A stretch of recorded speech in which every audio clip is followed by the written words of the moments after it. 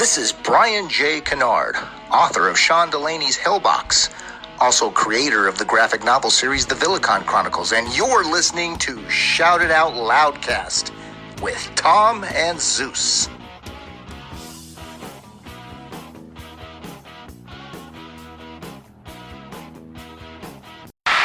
Hey, what's up there, Kiss Army? Tom and Zeus, another episode of Shout It Out Loudcast, episode 119. Calling this one Chris Jericho Kiss Album Madness Tournament Wrap-Up. Tom, how you doing? What's up there? You awake? Get a little snooze in there this afternoon, a little nap so you can get energized for tonight? Half dead motherfucker. Yeah, I'm out of it. And don't play that falling down the stairs shit either. You conscious. Yeah, I know. Hey, Stu. You're red Stu, motherfucker. And then all of a sudden you hear. Oh, man. Yeah. Yeah. Yeah, we're alive. We're kicking over here. Yep, so we are. Tournament's over, back to reality, and basically back to the real world here. Vaccines out, guns out. I don't know. Life is moving on, I guess, right? That's it. Yep. The tournament's over. We're going to get into that. Lots to talk about that. But before we do that, let's flash back to last week, right? Where we talked about Box Set Disc 3. And we always start off with our poll. So the poll was, which of the 3 previously unreleased tracks that appear on Box Set Disc 3, do you prefer? And they were Talk to Me, the live recording, Demo for Radioactive, Demo for You're All That I Want, and of course the Ace Cult was alive and kicking, and Talk to Me Live won, which, look, I know there's an Ace Cult out there, but I think for me, it's hard for an unreleased Kiss live track to not beat out a couple of demos on songs that people are kind of meh about, and the demos are not great. That's just my opinion. But Talk to Me won this one running away. Yeah, Ace number 1, yeah. Couple comments. Twisted Kister, I chose You're All That I Want. I know it doesn't fit the demon image, but for ballads, I've always liked Gene's tone and voice. Wasn't Talk to Me on Kissology? Yes, it was, but it was never available on audio, whether iTunes or CD. So that's what I meant it as an unreleased track. Lance, I'm in the minority, but I'm going with You're All That I Want because I want to go fishing with Uncle Gene and listen to it in other yacht rock. The opening guitar riff reminds me of Christopher Cross. Yeah, Lance, you're right. That's exactly why I didn't vote for it. John Schaefer, the cult of Ace is real. When I listen to them, I get a strange sensation, not the good kind. You're All That I Want is a terrific song in its demo form. Anytime Gene and Paul sing together is magic. When Ace rhymes conversation with conversation, it makes me crazy, gives me no relaxation. I hear what you're saying, but I don't know. Kiss live, I'd rather that than Kiss demo. You are absolutely 100% correct. Right. The defense is wrong. He was right. Coming soon. This is I think a podcast maybe? I don't know, but they jumped in. Talk to Me. Always great to hear the late, great Eric Carr behind the kit. Wish he could have been in the band to have played on an album.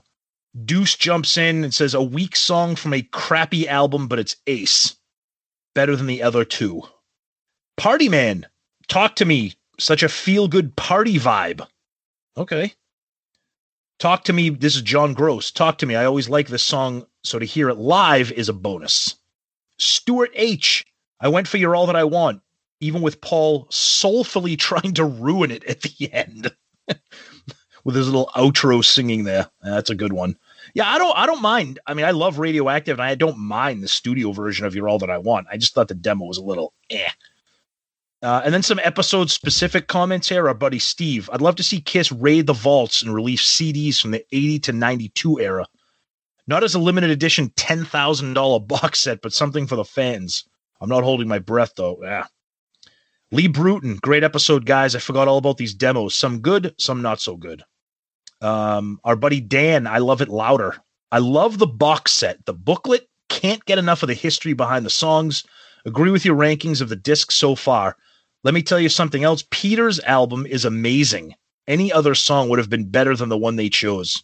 So yeah, talking about how they picked Don't You Let Me Down for the box set. Lance had a couple more comments talking about the Gene demo. Polly the Wog. Just finished this episode. Seriously, why even include that radioactive demo in the box set? So devoid of any sort of energy or passion. Honestly, it would not have surprised me one bit to hear a band member ordering lunch. Brutal. Kevin's on fire, commenting on our shuffleboard jokes. He said, I'm now picturing Gene as president of the board at Del Boca Vista. Nice. And then John Schaefer says that I'm out of my mind on this. Radioactive demo is good stuff. Gene wrote and recorded a 50s, 60s rock and roll song. Never underestimate what a producer brings to the table. No. Respectfully disagree, John, but I hear you and I like your feedback. Thank you. Alessandro Rourke says, those 19 tracks are tits. All right. Thank you, Alessandro. That's a great way to describe it. Thank you. And that's it for Twitter. Zeus, we get some Facebook stuff. Yeah. Over on Facebook, we have... let's start with David Zanet. Good old David. And he just does a Ric Flair woo. Sometimes that's all you need. Mark Konzawoski. Why so skimpy on Dynasty? Charisma and 2,000 man need to be there. I agree. Yep. Okay. Over on Loudcasters, Tony Smith, great episode. Agreed with most opinions during the song breakdown, especially the Detroit Rock City studio versus live issue. I would have rather had the live version. Yep. Jerker Nielsen. Best era. Ryan Moomey. It was good.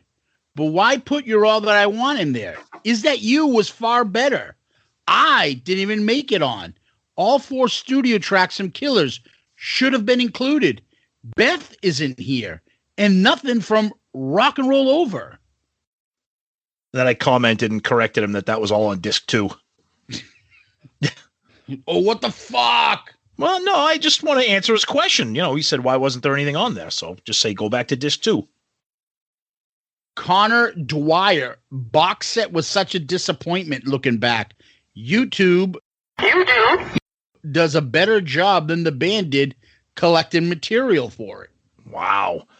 I know we're hard on KISS, but I love the box set. I was happy with it. But over on YouTube, Terry the Man. The You're All That I Want demo sounds like Gene was highly influenced by Ace's Fraction Mirror. Oh, okay. Devin Dungan. Great episode, guys. Gonna be listening to this disc later today. Rock on. The Talk to Me live version is the only one that stood out to me from this disc. And the You're All That I Want demo has always reminded me of Boston. Okay. I don't know. Is he saying the band or the city or I don't know. He's probably talking about the band. He's probably talking about a little bit of the way I'm thinking the way More Than a Feeling kind of opens up with that acoustic strumming before the song gets into gear. I don't know. Mark Stewart. If you ever get a chance to go on YouTube and type in John Bon Jovi's demo for Who Said It Would Last Forever, it's an almost exact duplicate of the demo for You're All That I Want. It definitely a coincidence, but still interesting. Wow. Okay? I don't know. Bon Jovi listened to KISS, so I mean, yep. Pinworm. YouTube. I've never heard a KISS demo that excites me. Maybe the version of God of Thunder that Paul sings, only because of the oddity of it. But demos are just bad versions of mostly good songs when it comes to KISS. The unreleased songs are usually unreleased for a reason. They stink. I kind of agree with him there for the most part. Sometimes you might get something that's worth it, but most of the time it's... My comparison was like the deleted scenes on a Blu-ray disc. It's like they deleted for a reason. Mike H. So, and then Marty White chimes in and says, the demo of Fanfare will change your life. Oh, God. But he also decided to comment.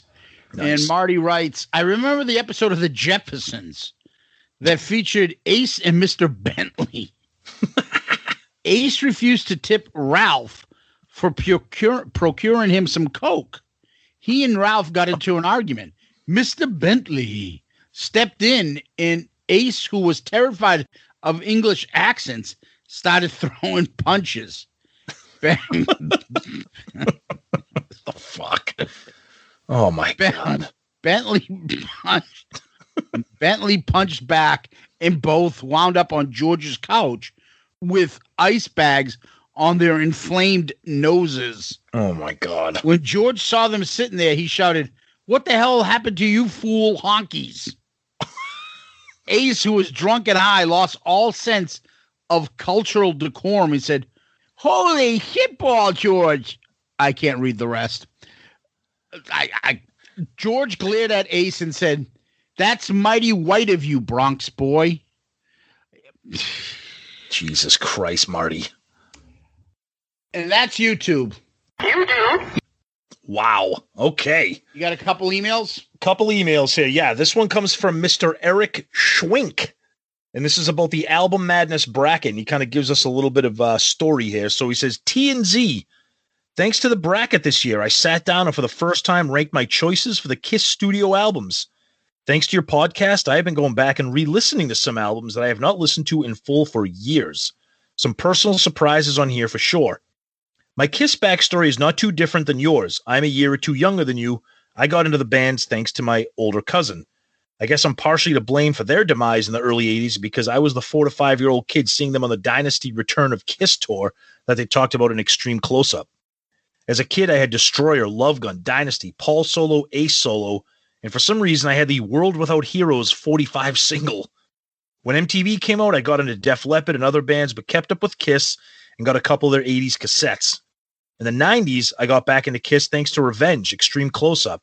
A 6-disc CD changer and a BMG membership allowed me to get the entire KISS catalog. They've been my favorite band ever since. Side note on the 90s, I love Jar of Flies and was stoked when you did that for a bonus episode. Here's my list. Thanks for having an awesome podcast and keep up the good work. And then I'll just read a couple. So he ranks Destroyer as first, then Love Gun, Revenge, KISS debut, Paul Stanley for his top 5. Then he has Sonic Boom and Monster tied. And he threw in a little joke there. He ranked them lower than Air Supply and Lionel Richie. Oof. I don't know if they're that bad, although I do like Lionel Richie. But Eric, thank you so much. We appreciate that email very much. That's awesome. Thank you. And then our good friend Angelo Capasso. Hi, guys. Help me on this. I swear, as a kid growing up, and even to this day, if you listen to Alive and Alive 2, the introduction is you wanted the best, you got the best, the hottest band in the world, KISS. But every time you guys talk about the intro, you say land rather than world. So am I nuts? Are they not saying world on Alive and Alive 2? In my weird head, I guess I just prefer world, thinking that is what they said all those years. Hope all is well. You guys rock. Angelo, I can solve your problem for you. They say land in Alive and world in Alive 2. So whichever one you prefer is the one that you can go with because they say both. But since Alive 2, they've been sticking with world. Correct. Yep. So they said land for Alive. You're used to world now, but they originally started with land. Yes. Yep. That's accurate. Yep. And then we'll finish off with a DM from Jim Riley, who references our Flashback Friday from last week with the Hot in the Shade, Leon Sphinx blowing up and all that good stuff. Tom and Zeus, this was my first KISS concert. It was the day after you saw them. I saw them June 30th, 1990 in New Jersey. It was freaking unbelievable. Awesome set list. We are so much alike as KISS fans, it is scary. Cool thing that happened. We were tailgating before the concert, and a dude took lighter fluid and wrote KISS in the parking lot and lit it on fire. That's fucking awesome. That's rock and roll. I talked to Bruce Kulick on Meat Hook every couple months. I think Meat Hook is like that live chat thing. No way could I have imagined I could speak to someone like him over 30 years later. Life is good.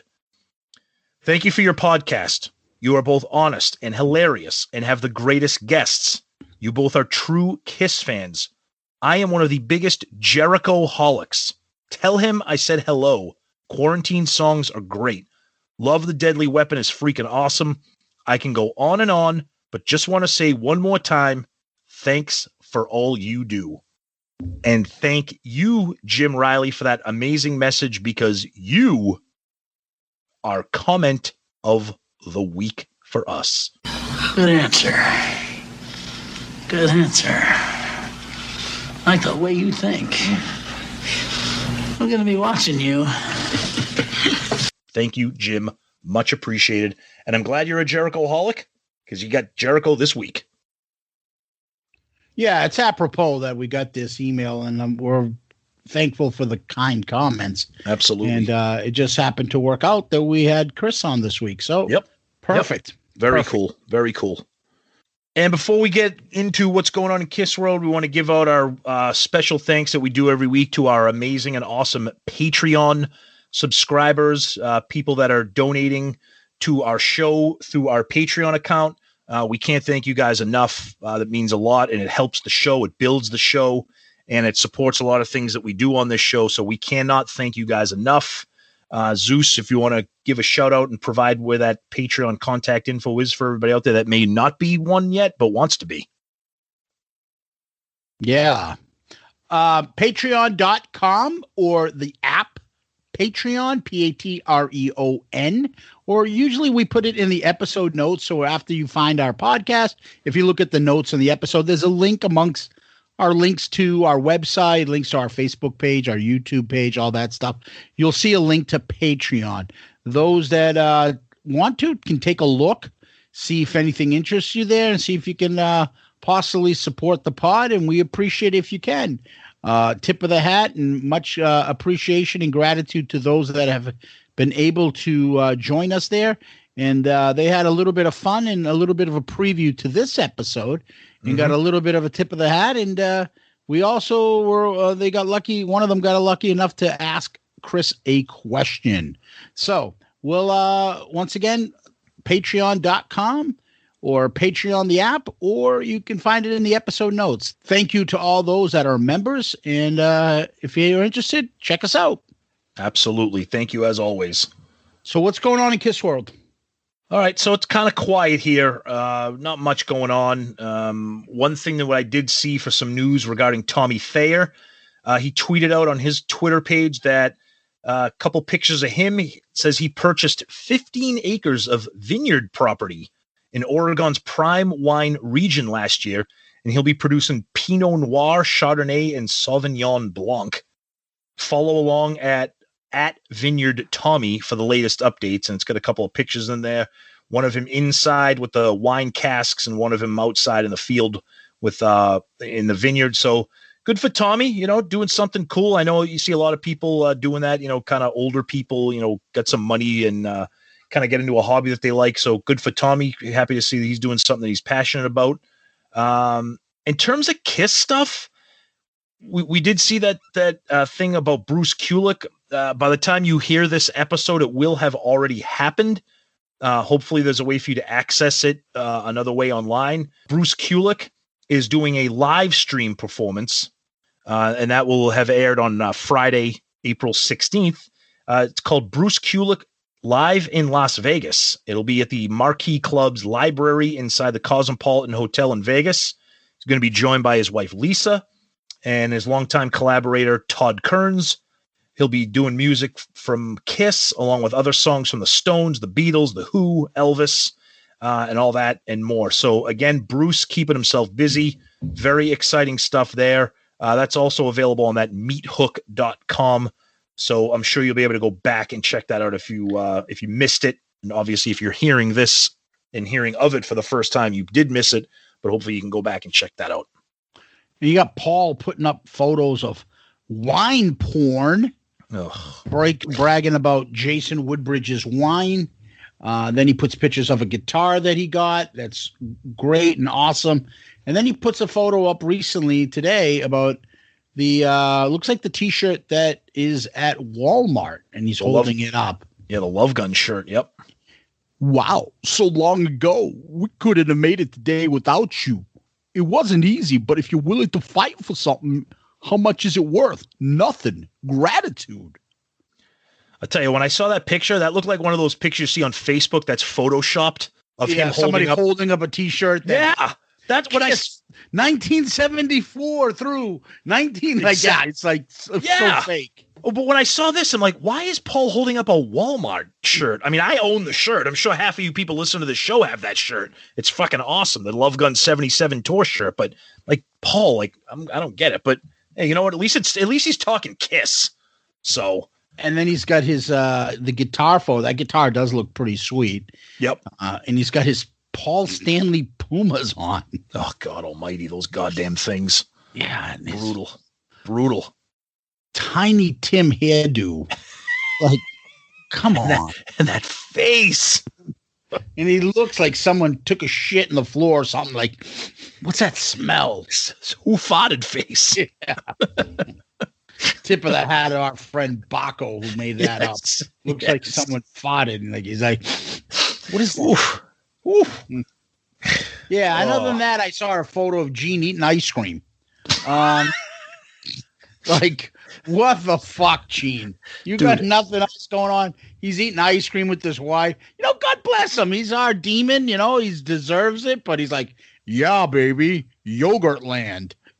Dude, it's like every week they're trying to outdo themselves for least metal moment. Exactly. Like, and he's like he's being playful, like moving his jaw around like he's got no teeth. Yeah, which he probably doesn't.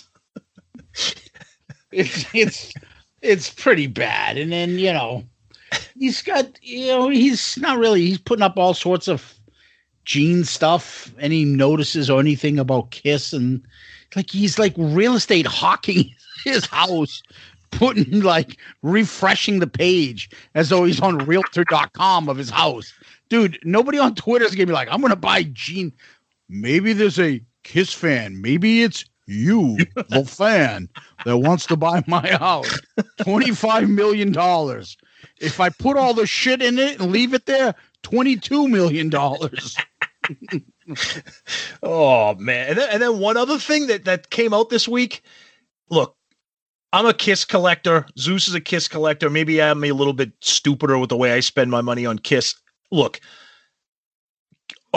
people saw this going around. The Kiss sneakers that came out on kissreplicas.com. Dude, these look like the worst looking Marty McFly fucking Back to the Future ridiculousness. And they're $175. $179 a pair. They look like you people that are, no offense, are wearing helmets. Dude, have those sneakers. They're just they're just bad. And I'm sorry. And I know you. God bless you, babe. If you got the money and you want to get them, go for it. But these are just. I don't know when or where you would wear these other than maybe the Kiss cruise. My favorite thing was somebody put it up on our buddy Kiss My Collectibles. Bought my 4 pair of Kiss sneakers today. Anyone else get some? I got one of each. Someone wrote, why? Dude, somebody bought one of each. So you spend almost $800 on fucking Kiss sneakers. Yeah, it's just one of those things like you got to have a lot of disposable income. Absolutely. Just drop randomly. Hey, I've got $800. Yeah, I'll buy. No, honey, we don't need it for this or that. I'm buying Kiss sneakers. That's what I mean. That I'll never wear. I'll never take it out of the box. Yeah. Nope. They'll go on a shelf and I can stare at them. And then when I die, you'll fucking get a dumpster, pull it up to the house, and throw all my Kiss shit in there. Oh, it's just, I don't know. But they do come with a custom hang tag. Yeah. So, you know. Oh, and it comes with a drawstring bag to put them in. So Is there a Vinnie Vincent pair?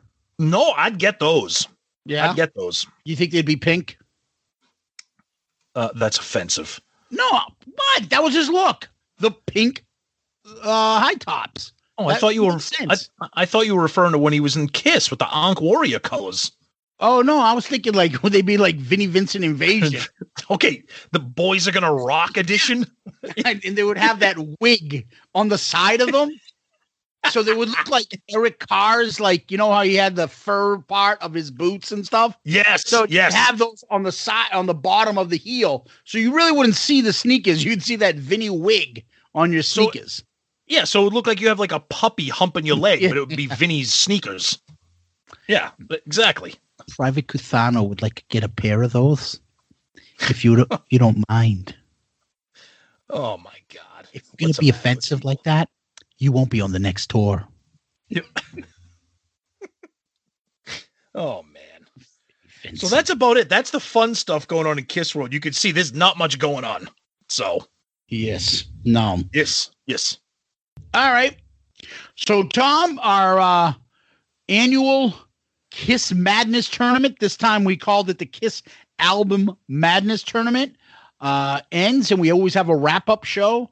And last year we added Chris, and this year we did the same because we want to make this a tradition. Get Chris's thoughts and his opinions about the Madness tournament, and he was gracious enough to give us his time. But before we get into the conversation we had with Chris, when we last left off, I believe on the pod, we were down to the final four.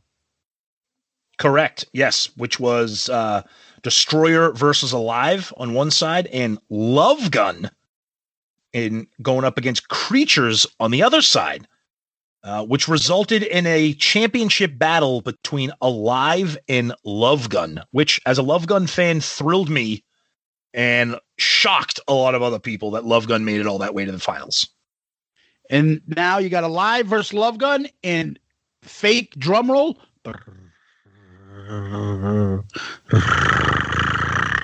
Winner is Alive, to no one's surprise.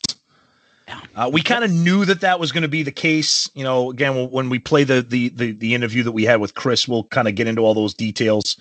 But I do also want to give another shout out to our Twitter winner, the bracket winner, because we do encourage people to fill out brackets and submit them to us. And we got a ton this year. And we thank you for everybody who contributed and participated.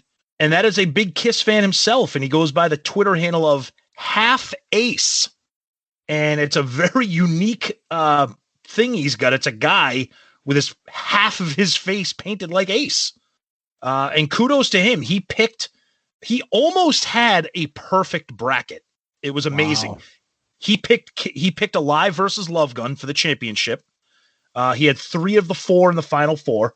And he did pick the championship matchup with Alive winning. So kudos to him. And he wins that amazing prize pack from our buddy Ed over at Click Tee Shop, including a t-shirt and pins and guitar picks. Just great stuff courtesy of Ed at Click Tee Shop. Yeah. Let me guess. Did he have Creatures wrong? Yes, he did. I believe he did. Of the 4, I would guess that's probably the one that he may have missed. Yeah, it's we talk about the percentages and stuff going on. Alive winning, it's not really that big of a shock. I'm surprised we didn't have like a tie or something. But kudos to Half Ace. Half Ace. Yep. And he has put in every year we've done the Madness tournament. And he's a long-time follower us on Twitter. So much appreciated and congratulations, tip of the hat, and a sincere big shout-out and thank you to our sponsor, Click Tee Shop, KLICKTEE shop, SHOP.com. Ed at ClickTeeShop.com has been a sponsor of ours, and he's a good friend, and he was generous enough to donate that awesome prize. And thank you all for getting involved and continuing. And we have some ideas for next year already, and you'll hear the discussion a little bit later on too. And if we don't do it Jericho's way, I'm going to get put in a headlock and thrown off the balcony of the Kiss Cruise. This was a fun year doing this, Tom. Absolutely it was. And we made it last long because no one's got anything going on. Why not have this spend a couple weeks? Have the polls last a little bit longer, encourage that discussion, that debate. Some people love and hate these albums. It took a while to get from round one to the championship, and that's the way we like it. And it appears that you guys like that too. And it's a lot of fun for us. We're thrilled that people are involved and interact, and that's what we want. It just encourages the KISS community to talk and just get into those arguments and just share the love of the band. And who knows what 2022 is going to bring, but you can bet we're going to have something ready next year. Yeah. And without further ado, let's go to our conversation with Chris Jericho, KISS Album Madness Tournament wrap-up. All right. So you ready to rock? I already started recording. He taught me that. What are you doing? Stop recording. Get some stupid shit going. So, Chris, thanks for joining us every year. This is an annual tradition of having you on here to kind of do the breakdown and recap of our tournament. So, just generally speaking, what do you think about? This was definitely probably the most predictable tournament that we've done. But we still thought it would be fun. A couple of good, interesting matchups early on. As it got closer on, I think it got a little bit more predictable, but we still had fun with it. Yeah, once again, it's a great idea. These tournaments, it's one of the reasons we were talking earlier about kind of the League of Distinguished Idiots KISS podcasters that you did with Joey Casada, where every KISS podcast that's lasted has something they do different from the others. Yep. And one of the things that you guys do really well is the drafts and the the big four tournaments, the big 64 tournaments. So it's like you said, it's a pretty standard one, but it's still a great idea that no one else has done. So yeah. I enjoyed it. Good. So like we talked about when we did our preview issue, like our preview episode, we know that, we know that a lot of these albums, had like no shot. But the point of it was to just get that KISS discussion, and represent people like Bruce Kulick and Eric Singer and Mark St. John and stuff like that. But I don't know, Zeus, you kind of let's maybe break down the brackets and then we can get into the big guns as we get into the final four. Yeah, I just a little overall thought here. The one thing that I kind of wish we just didn't have a chance to do it was to do it without compilations and live albums and see what comes out, because that's what we're getting. Look, a live, it's not really fair. Or double platinum. Let's be honest. You should pick that. That should be the top 5 album here, double platinum. Right. But there's more to an album. There's the artwork. There's when you got into the band. There's when maybe you saw them on that concert tour. Mm-hmm. So that's important to you. But I wish we could see what would happen if and a lot of this is luck of the draw. Who did we put in these brackets? Like we have Love Gun on the right. What if we put Destroyer on the other side or Rock and Roll Over? Would that have made a difference? Would that have beaten Alive 2? I don't know. Yeah. Yeah, and that's the thing too. And once again, you have to put some of these albums in there just to fill out the brackets, basically. And once again, that makes sense. But I tried to, kind of being hypocritical because we all know the record that won. I don't want to spoiler alert it. I'll let you guys do that if that's what we're doing here. But so it is kind of one of those ones where I tried to stay away from compilations and tried to stay away from best ofs. Yep. And, Alive is kind of both of those things, but Alive is so much more than that. And we'll get into it. Alive is not a compilation record, and it's not just a typical live album. Like to me, it still is the best KISS record of all time. It's my favorite, and not just because of the songs, because the energy, the arrangements of the songs, the tempos of the songs, it's completely different from anything that's on Dress to Kill. Doesn't sound a thing like it does on Alive, for example. So it really is kind of the standard, not just for what a live album is, but also for what a KISS album is as well. No, totally. And I think one thing, we'll get into the brackets in a second, but I want to get your thoughts. So Destroyer and Alive were the obvious number one seeds. We went back and forth with Love Gun or, maybe Rock and Roll Over, but the one that we got feedback on, and it proved right because it made it to the Elite Eight, Ace Frehley solo album 78 as a number one seed. What do you thought? Because I think that is by far one of the most tremendously overrated albums in their entire discography. I've hashtagged the Ace cult because there's an Ace cult amongst the KISS community that Ace can never do any wrong, and anything that the other guys do doesn't apply to Ace. Yep. So, it's interesting because I'm trying to remember what my bracket was that I sent to you guys, and I think Ace might have made to the final 8 in mine as well because. Once again, I mean, up against Look It Up, it is pretty tight, but there's something about that Ace solo record, much like Paul's, that to me is one of the classic KISS records of all time. So, I know there's definitely an Ace cult for sure, but I don't really have a problem with Ace getting to the top 8 because, like I said, I see the reasons for that. So that doesn't bother me as much as it bothers you guys. Yeah, I think the thing with the Ace album, and I know Zeus and I, we're kind of like joking with the Ace cult there, because I mean, I like the album. I don't love it, but for me, there's just no plan. And while we're talking about Ace, we might as well just talk about that bracket since we're talking about that, that bottom right bracket, the Michael James Jackson bracket with Ace as the number one seed. I just don't. To me, that album will never be better than Lick It Up, and that's just me. I think Ace, I think it sounds great, but I just think there's too many weak spots. And I know some people think Lick It Up has some weak spots, but that was a battle. That was the matchup that almost had to go into an emergency overtime poll. Oh, wow. That came down to, I think it was a percentage point, maybe Zeus 6. I think it was it was tied at one point going down the wire. Then I think it won by 6 votes. Yeah. We even tweeted out. We were like, come on, Lick It Up fans, come on. and then we had the opposite effect. All of a sudden Ace went ahead. Yep. What's funny though, is we just did a thing on Eddie Trunk's show talking about what were we talking about? Something. Oh, it's kind of, we were talking about the non-makeup KISS records and which ones were the best. Oh, I know what it was. It was top 3 non-makeup KISS records. So I was on Eddie's show, kind of co-hosting it for a couple days, and there was so many people who thought that Lick It Up is the best KISS non-makeup record, and I didn't realize just how popular Lick It Up is amongst fans. Yep. So even to me, like on the surface, I'm like, Lick It Up, really? But then when you go into it, it's very, very critically acclaimed across, the KISS fan base. So, once again, I was a little bit surprised by that, but it doesn't surprise me that it got as far as it did. And then conversely, it surprises me it didn't make it farther because of the reaction it got from the people that represented it on Trunk's show.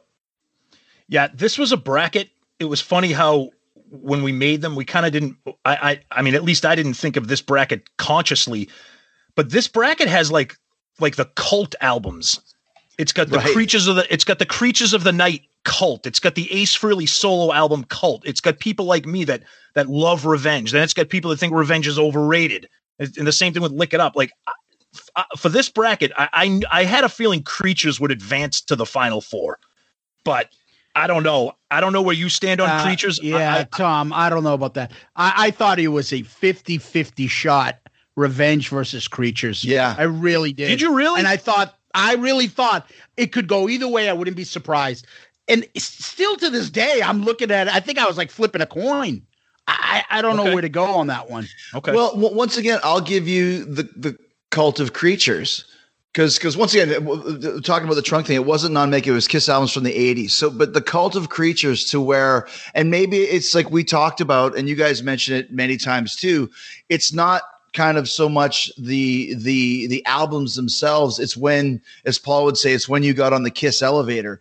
So I've said many times that Revenge is my all-time favorite KISS studio record. So to me, the Creatures album doesn't even hold a candle to Revenge because, yes, they still play so much of it live, But I find there's a lot of filler on Creatures, Saints and Sinner and Killers, and those type of tunes to me don't stand up to War Machine and I Love It Loud. Whereas Revenge, if you throw out, we've laughed about it before, every time I look at you, on Car Jam 91 to an extent, all that record cooks. So to me, it's a no-brainer that Revenge is better than Creatures, but I'm also not surprised that Revenge lost to Creatures just because of the Creatures cult, which, I'll add that's just as valid as the Ace cult.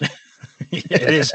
And we said that when we did our Creatures of the Night album review at the beginning of this year. I said, I think people are so enamored with the sound of Creatures that they're not paying attention to how weak some of the songs are. Absolutely. Like you said, the album sounds fantastic, but the songs are just not, they just don't have a lot of teeth to them.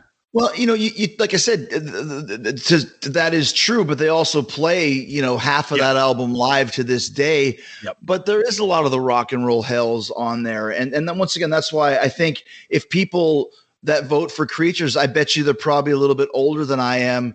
And if they heard Revenge when it first came out and saw all the buzz about Gene and how cool it was when he kind of reappeared with Unholy and Domino, and he's like, Gene is back. Like, there's just no comparison to me between the two, but they'll always be linked together because it was the last Kiss makeup album. It was basically Revenge was basically the last Kiss non-makeup album. I know that Carnival's in there, but it was basically an afterthought. And also too, that was the end of that 10-year drought where Gene had I Love It Loud for a single and didn't have another single video until Unholy came out with Revenge 10 years later. So they'll always be connected together. So I thought it was cool that they went up against each other. But in my opinion, there's no way that the right album won that. Yeah. Zeus, that was a 54 to 46%. Wow. That's closer than I thought. 54 to 46. Yeah. That was pretty close. I just look at it this way too. There's another factor in there. That's the Eric album. And people still have this soft spot for Eric Carr, and everyone loves him. And it's just one of those things like, oh, look at Eric Carr, kick ass. I think that helps that move along. And then, it does have a cult to it. We haven't got to Lick It Up or anything yet on our review stuff or Revenge, but Creatures, I ranked it high. I loved coming into that album in the 80s and discovering it and hearing I Love It Loud and War Machine the first time. Gene just kicks ass in this. And I tend to lean to the albums where Gene shines because I expect Paul to always do well on an album. Right. So when Gene does, it just makes that album so much better. It's a good point. Yeah, it's a good point. So then you get to Ace versus Creatures. And that surprised me. I definitely thought Ace was going to come out on top. But the two cults went at it, and that ended up being 59.7 to 40.3 Ace. That was surprising because I thought Ace would either win or I know 60-40 is close, but I thought either Ace would win or that would be razor thin. But that was one of those votes for me. I think I may have even tweeted out, oh, look, it's the battle of the two most overrated albums in the entire discography trying to decide who's going to go to the Final Four. But I don't know. I mean, well, once again, I'm looking here at what I chose at that point. And like I said, like Ace's album is a great solo record, but there's really, I know it had the hit, quote unquote, of New York Groove, but there's really no hits off of Ace's record that he even plays live to this day. Maybe Rip It Out. He might play one or two others that he's brought back over the years, but Creatures still has those standards of Creatures of the Night and I Love It Loud and War Machine. I Still Love You was in there for 20 years, 25 years after the song came out. So they are standard, tried and true Kiss classics. So even though it doesn't surprise me that Creatures beat Revenge, although it was the wrong decision in my opinion, I don't think there's any chance that Ace could possibly beat Creatures. Yeah. And it's actually, you guys, from what you said, it's even a little bit closer than I would have expected because my last four were in that bracket were Ace versus Revenge. And then I also had Alive 2 versus MTV Unplugged. But so I had Ace versus Revenge. So Ace made it as far as it did in your survey, but Revenge beat it. Yeah. Okay. So Revenge put up a better fight than Ace did in the end. Yeah. Yep. Right? Against Had that been Creatures. flip-flopped, if it was Revenge versus Ace, I bet you Revenge would have won. Well, And then- I don't know. Now this is the stuff that like it bugs me. It's like Yep. shit. Now we got to change everything next year or something, and have them go up against each other. But that's a great one, though. You know, Creatures and Ace. Creatures pulls it out. I'm not surprised. So that was the ones we were fighting whether which to make the number one seed on that side. So if we move up, to the Eddie Kramer bracket on the top right. Now this. To me, I thought the Michael James Jackson bracket with Ace and Creatures. I know we just talked about it, and it's a good discussion because it's a lot of evenly matched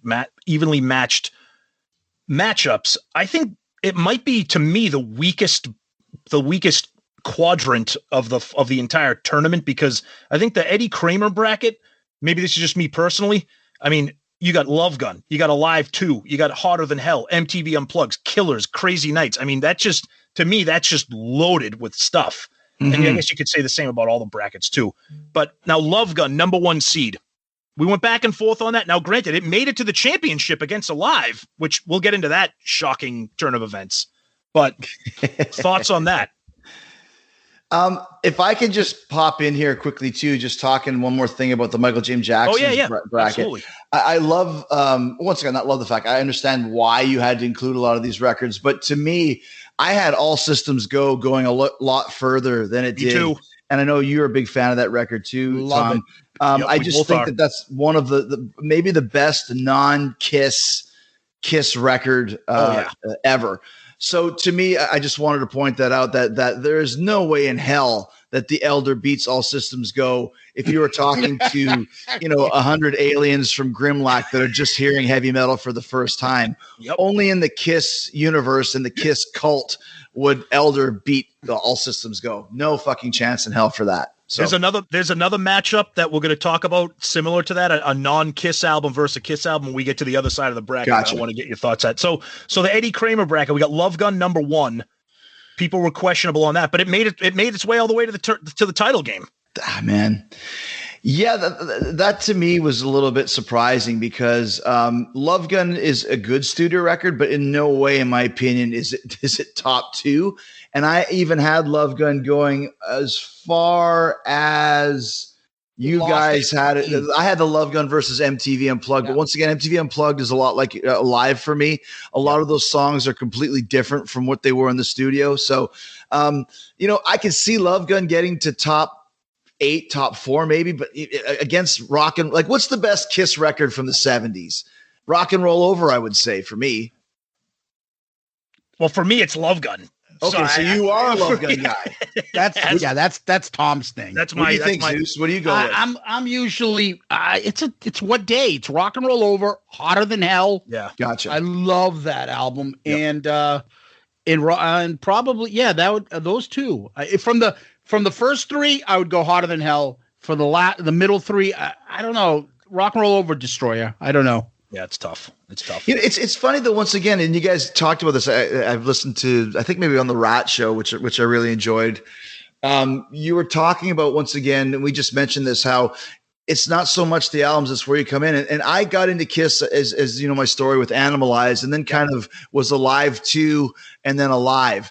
And I never really went back and got the studio records. So I remember, I think Dressed to Kill, I had it. I was like, this is not as good as the songs versions on Alive. So that goes for self-titled Kiss. That goes for Hotter Than Hell. Mm-hmm. All those records, Love Gun. So when I see them going as far as they did, I just don't get it. Because I didn't grow up in that era. So when it's Crazy Nights versus Hotter Than Hell, to me, it's 90-10 on that one. Yep. And so the fact that Hotter Than Hell beat Crazy Nights, it just maybe shows the age that I am or when I came into Kiss. So all of these ones are just so foreign to me to see, and I get it. I'm sure there's a lot of people who listen to your podcast that's going to go, Chris is crazy. He doesn't know what he's talking about. But once again, there's so many great eras of Kiss that all of these records could win depending on what era you got into them. Yeah, look at Charlie. If you put Crazy Nights versus Hotter Than Hell, it would be 90-10, the opposite. He probably would have taken Second Sighting over Crazy Nights and hasn't even heard anything from Second Sighting. Probably. Yeah. I mean, so we do when we get to this part of this bracket. We actually have a question from one of our Patreon members that's a big Kiss fan, a big Chris Jericho fan. I want to ask you that in a second, but sure. So a couple of most of the early round matchups were blowouts. Where I found when I was doing the polls and looking at the stats, the second round matchups and even that third round really is when the matchups got kind of exciting. The first round matchups were kind of a beatdown, right? But on this one, Zeus, again, I don't know if you have the numbers, and forgive me for putting you on the spot. I thought, and this is probably just me because I love Vinnie Vincent Invasion and I love Killers. I thought Vinnie Vincent Invasion might put up a bigger fight against Killers. I know Killers is iconic, especially with the 4 original tracks. Yeah. But what were those numbers if you do have them? If not, I know Killers obviously won. I thought maybe Vinnie Vincent Invasion would kind of, fight, because I know there's like a Vinnie cult out there too, like you say about Ace. But where were you on that, Chris? What do you think? Because I know everybody we just talked about All Systems Go, Vinnie debut album. Yeah, once again, like I said, I mean, I'm kind of hypocrisizing myself here when I say that I try to stay away from the best ofs. Yep. And meanwhile, 2 of the live records made it to my top 8, but I really did stay away from the best ofs. If you don't include a live record as a best of, so when I saw Kiss Killers, like, to me, there's no fight, because there's only 4 songs and they're okay, but you got to really be hardcore. I think a few of those would have benefited from playing live, like Down on Your Knees. If it would have had the Lick It Up, Animalized tour tempo boost, it'd be a much better tune. So to me, those 2 Vinnie Vincent records are so great to me that I had Vinnie coming right out of the first round. I didn't even think twice about it. There was no debate in it for me at all. Yeah. Because I really do love those records. I just love the pompousness of it, the ridiculousness of Vinnie's solos, how high the vocals were, like everything that you love / hate about late 80s kind of glam metal is what Vinnie Vincent did. The look, the song titles, Shoot Ooh Full of Love, and it's just like, oh, it's so bad. But it's so great. So to me, like I said, there was really no battle for me at all. If I can say one more little thing, the most interesting battle in this one to me for the first round was Gene Simmons' solo record versus Live to Win. Yep. And I'd be curious to see what the final tally of that was, because the 78 solo record is so critically maligned. People bury it all the time, and it's really number 3 in the list of solo records. And Live to Win isn't overall great, but I think it is a better record than Gene's, just because at least it's a rock record and it is a little bit different from what Paul was doing with some great hooks and choruses. But what was the tally on that one, Zeus? All right, so let me go in order here. You guys first originally brought up the Elder and All Systems Go. Right. The Elder was 56 to 44. Wow. That's ridiculous. It's ridiculous. All right. And then I believe, who is it? Vinny went up against, Killers. It empty? It went up against Killers. Yeah. Killers won 71 to 29. No. Wow. And then Gene to Paul's Live to Win, 56-44. Okay. See, that right there is a typical Kiss fan voting, because if you're not completely deaf, there's no way that you're voting on nostalgia. You're voting on the album cover. You're voting on Radioactive. You're voting, but I like Live to Win. I think that really is a strong album for that era. I think Paul really put together some really good rock songs that fit into that era of hard rock. I think but again, Kiss fans, it's going to be very hard for them to not vote for the nostalgia, which is Gene Simmons, which is why the Elder beat All Systems Go. Nobody who has good hearing is going to tell you that the Elder is better than All Systems Go. And you know what the Elder has that All Systems Go doesn't, is the Kiss logo in the top left hand of the record. And that's what Gene has. Because I mean, exactly. I was, you watch back. I remember when Live to Win first came out. I wasn't really down with it at start because it wasn't Paul Stanley 1978. Yep. But then the more I listened to it, and then when you watch One Live Kiss and hear some of the songs from that, I mean, there's some great songs in there. I mean, Live to Win is just a fucking great tune. Yep, it really absolutely. is. Yep. Bulletproof is awesome, and so I understand why Gene won, but like you said, there's no way it's a better record. No. Yeah, just to break down the rest of that, Love Gun versus MTV, 69-31. I can't believe it put a beating on it. Me neither. That's ridiculous. That was a coin flip for me. And Love Gun's my album, but I thought, I don't know. That's a strange one. That's a real strange one, Chris. And I had that Love Gun versus MTV, and then Love Gun lost. So it was MTV Alive 2 as my final 4 bracket, or final 8, I guess. And then Alive 2 beat Harder Than Hell 58-42. Love Gun versus Alive 2, 54.9 to 45.1. Now that's the question we got. So we got one of our Patreon members and our big fan, and he actually celebrated a birthday yesterday on Tuesday, April 13th. What's his name? Chris Vickery. Happy birthday, Chris Vickery. That's awesome, man. Yeah, great guy, big fan of KISS, big fan of the show. And his question is simply the question that we were going to ask, but he's you got to tell him what he does. Oh, he drives like barges up and down the Mississippi River. Damn. And he takes photos of it. He's like, this is what I'm doing while I'm listening to this podcast or this album. And he'll take he'll take pictures of like the sunrise and the sunset, and he'll be gone for like weeks at a time, like just plowing through podcasts. Mississippi, yep. So big fan. So he's asking the question I think a lot of people are asking.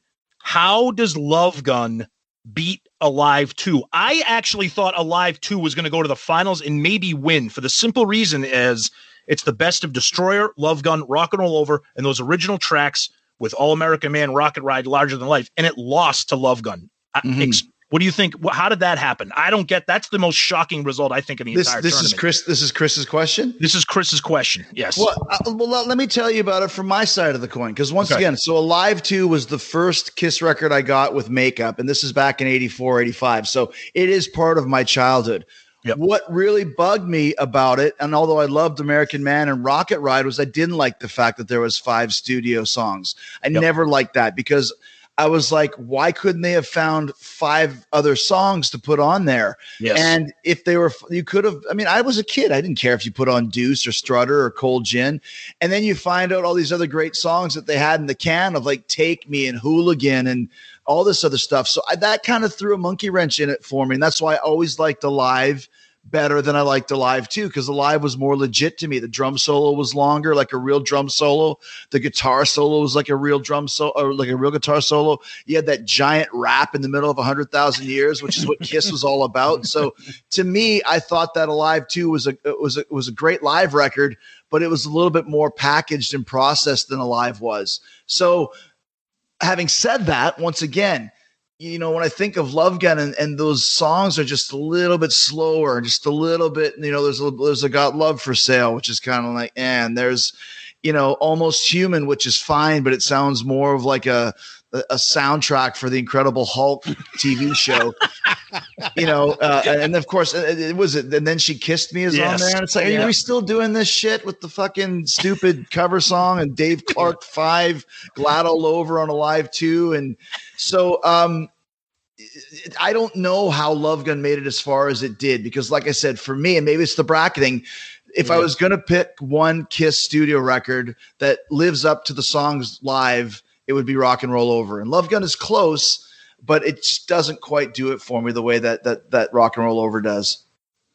Yeah, we got a lot of comments, which is one of the things I love about this tournament, is not just the voting, but people chiming in, being like, wow, the fuck is this album losing? How is this one winning? And everybody just kept saying, how is Love Gun beating Alive 2? It's got, And Then She Kissed Me. It's got, and then she, you know, everybody kept saying that. And I was like, I don't know, man. I don't know. That was a shocking result for me. Well, then you moved on to the Final Four, and you got Love Gun and Creatures. Do you want to move on to the other brackets, and then we'll get into the Final Four to the final? Yeah, we'll save the Final Four for like the wrap up. Yeah. Start the next one, Tom. So if you go to the bottom left, we go into the Vinny Poncia bracket. Another strong bracket, I thought, depending on where you came in with KISS. This is the bracket that had Alive with the number 1 seed and Rock and Roll Over with the 2 seed. And then Dressed to Kill 3, Dynasty 4. It was funny to me because one of the early matchups was that I thought was interesting was the live compilation of You Wanted the Best versus Monster. Oh, yeah. That shows you all you need to know right there, right? Now, me personally, I don't mind You Wanted the Best because it has, like you said, it has Take Me. But then everyone's like, yeah, but it's got that friggin' Jay Leno interview on it at the end. Why is that there? But I'm like, dude. I'm like, Monster is terrible. I could never vote for Monster over anything. The thing is, though, man. Once again, it's a compilation record versus an actual album. And you're right. You know, to Hell or Hallelujah, and what's the other one that I just discovered? Back to the Stone Age. No, it's another kind of good rock. Way Down. No, I don't even remember. I'll look it up afterwards. But at least, listen, it should not get out of the second round. But I felt that I think you like Shout Mercy. That's it. Show Mercy. Yeah, that's okay. But I mean, dude, 1.5 songs out of 12 is not a respectable tally. But still, I mean, it is a KISS studio record. And once again, I think it's one of those things where they just don't like Monster, so it could be Monster versus frickin', Eric Singer Project, and Eric Singer Project probably would have won. Yeah, I also think it's that fucking hatred for Tommy. Really? Does it still exist? I still think there are it does exist. Yeah, Tommy, or you still get that. It's ridiculous. The people that still have that piss and vinegar for the other two. It really is, because he's a great player, man. I saw KISS 3 times on the end of the road tour, right up to the front, and he's flawless. He's a great player. He's a great singer, and it's like, get you guys. It's people still bag on Yannick Garris because he's an Iron Maiden. It's like, get rid of Yannick Garris. It's like, guys, come on. It's been 25 years. I mean, get over it. It's not going to change. You only want 2. Yeah, I know. It's not going to change. No, people just have that piss and vinegar all about it. And once again, the same thing for me is Alive 4 over Carnival of Souls. That's another one where I'm like, really? We're taking the symphony over Hate and Master and Slave and Jungle? I mean, I don't buy that either. We will definitely get to that when we get to the Bob Ezrin bracket. Wait. Tell me the one that broke my heart on this bracket here. I'm sorry, we're in the Vinny Poncia bracket. No, it's okay. It's okay. Go ahead, tell Tom, the one that got me. The Peter Criss solo album getting curb stomped by Frehley's Comet. Fucking Ace people. Hey, Ace Cult. Yep. Yeah. They knocked out a makeup album. Say what you want, it's still a makeup album. And it says KISS in the corner. Like I said, it's got the. Let me ask you this. Can you name 3 songs off the Frehley's Comet record? Rock Soldiers. I was going to say Into the Night and Dolls. I like Dolls. Dolls. Come on. I love my dolls. Oh my God. That's awful.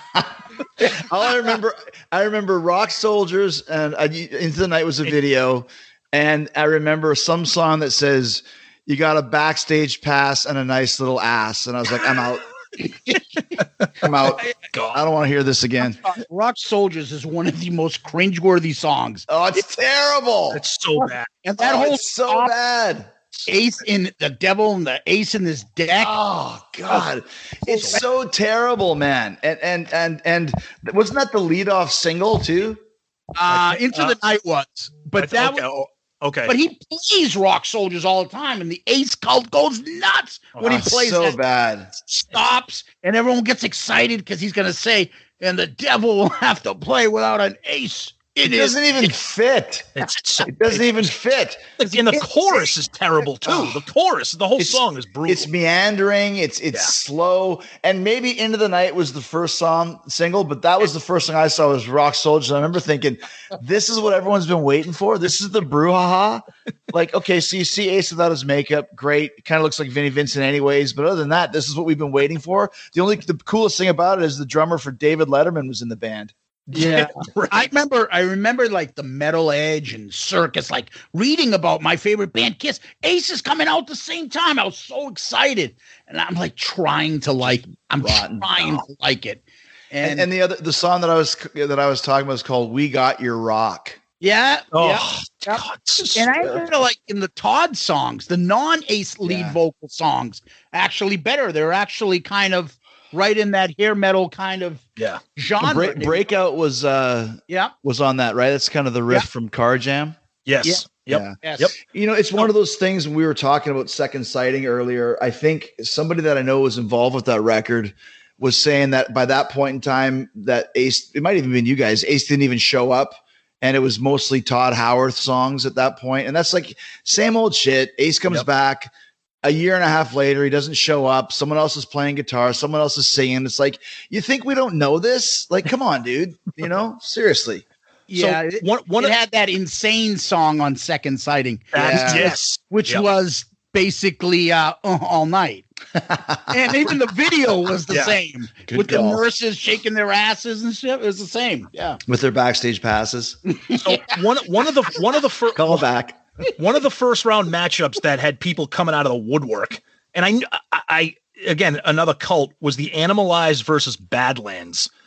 There were people commenting saying, there is no planet where Animalize is better than Badlands. This is the KISS fans coming out in full swarm voting for Animalize. If you listen to Badlands, it's one of the most underrated albums of the 80s and blah, blah, blah. And I wasn't going to really disagree with them. I mean, I love Animalize. Badlands is a great album. But for a KISS tournament that's catered towards KISS fans, Badlands had no shot. And I know you love Animalize, Chris. But I mean, what's the connection? Look at the title on the bracket, KISS Album Madness. Exactly. So why? Okay, I understand Badlands is in there because Eric Singer played on it, but and that's it. That's the connection. The KISS fans coming out in droves. Well, fuck yeah, I voted Animalize 9.5, 10 out of 10. I would give 0% to Badlands because if it was a Badlands album Madness or a really killer album from the 80s album Madness, then it'd be a different story. But if you like Badlands so much, and what if Badlands makes it to the finals and suddenly the best KISS album of all time is Badlands? It doesn't make any fucking sense. No, but you're right. You make a great point. And the reason we put a lot of these albums in was just to kind of represent and have people talk about it. That's your noble side. The reason why I put these albums in was to create 64 fucking brackets. Exactly. That's why you did. Yeah, because when we originally tried, we were like going back and forth. I'm like, okay, let's do compilations. That way we would have 64. I'm like, I don't want to fucking people look up. Yeah. Oh, what is this greatest hits? Oh, what track is like? So we're like, okay, let's do solo ones. And even with solos, we didn't have enough. So we had to put in a couple compilations and live albums. And then that's how we basically. You guys did a great job. And like you said, if you go up to Millennium Concert versus Trouble Walkin', I mean, Trouble Walkin' won that one. So some solo records did win, that were, KISS related, so to speak.